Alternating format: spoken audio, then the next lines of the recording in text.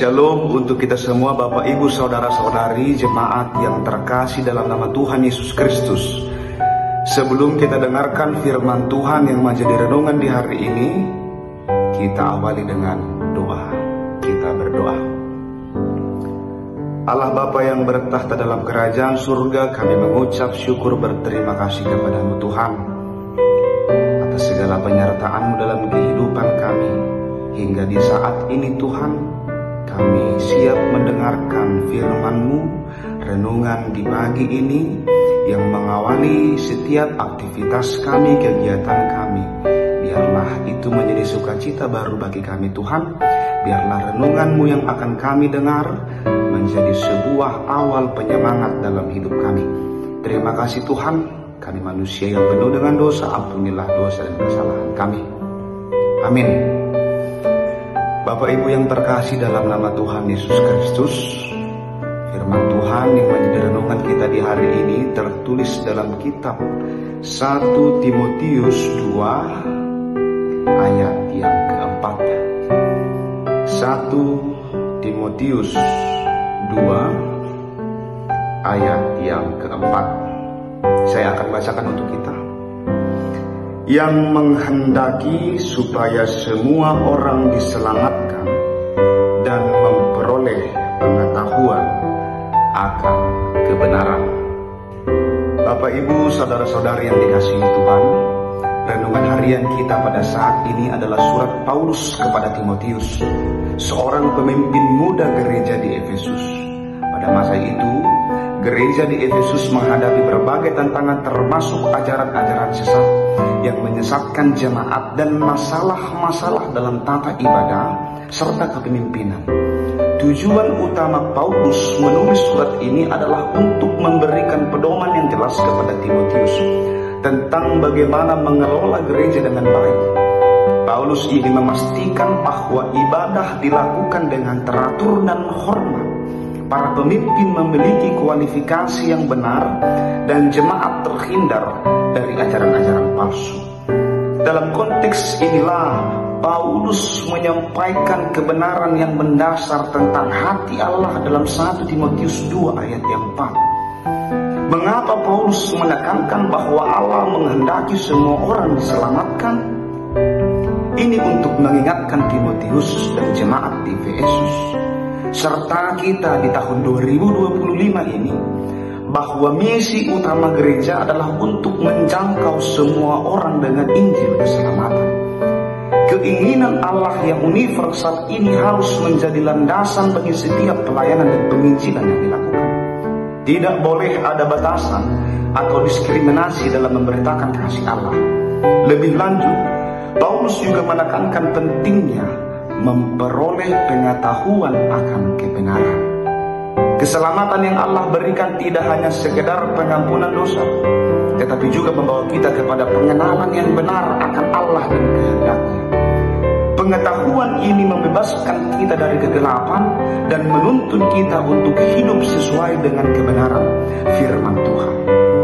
Di tengah banyaknya informasi dan klaim kebenaran yang beredar di tahun 2025, kita diingatkan bahwa kebenaran sejati hanya ditemukan di dalam Kristus Yesus. Bapak Ibu Saudara-saudari yang terkasih, pada saat ini kita hidup di tahun 2025, sebuah era yang dipenuhi dengan berbagai macam keinginan dan ambisi. Di sekeliling kita banyak orang berlomba-lomba untuk meraih apa yang mereka anggap penting. Uang yang berlimpah, pekerjaan yang mapan, status sosial yang tinggi, kenyamanan hidup, dan berbagai kebutuhan materi lainnya. Teknologi semakin canggih, informasi tersebar dengan cepat, dan gaya hidup konsumtif seringkali menjadi tolak ukur kesuksesan. Tidak ada yang salah dengan memiliki kebutuhan dan berusaha untuk memenuhinya. Namun, seringkali kita terjebak dalam pusaran keinginan yang tidak pernah ada habisnya. Kita mengejar satu hal, lalu muncul keinginan lain. Kita bekerja keras membanting tulang, terkadang sampai melupakan hal-hal yang lebih esensial dalam hidup ini. Kita mungkin merasa hampa dan lelah meskipun telah mencapai sebagian dari apa yang kita inginkan. Ada sebuah kerinduan di dalam hati manusia yang lebih dalam dari sekedar pemenuhan materi. Ada kebutuhan jiwa yang tidak bisa dipuaskan oleh kekayaan atau status semata.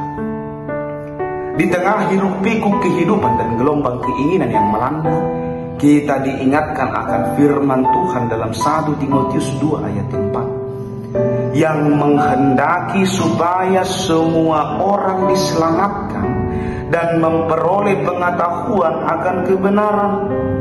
Jelas sangat berbeda apa yang menjadi keinginan Tuhan dan apa yang menjadi keinginan hati manusia. Yang Tuhan inginkan dalam hidup ini, kita memperoleh pengetahuan akan kebenaran. Namun seringkali kita mencari di luar daripada itu. Kita lebih memprioritaskan mencari dan memperoleh sesuatu hal yang sementara. Saudara-saudari, di tengah segala keinginan duniawi yang mungkin mendominasi pikiran kita, mari kita ingat satu hal yang paling penting. Allah sangat mengasihi kita semua, dan Dia ingat kita selama serta mengenal kebenaran tentangnya. Kerinduan hati Allah ini jauh lebih dalam dan kekal daripada segala keinginan sesaat yang kita kejar. Mari kita arahkan hati kita kepada Allah yang sejati. Mari kita mencari keselamatan yang hanya ada di dalam Yesus Kristus. Dan mari kita terus belajar dan bertumbuh dalam pengetahuan akan kebenaran firman Tuhan. Dengan demikian, hidup kita akan memiliki makna yang sesungguhnya, dan kita dapat menjadi saluran berkat bagi orang lain, membawa mereka juga kepada kasih dan kebenaran Allah. Amin.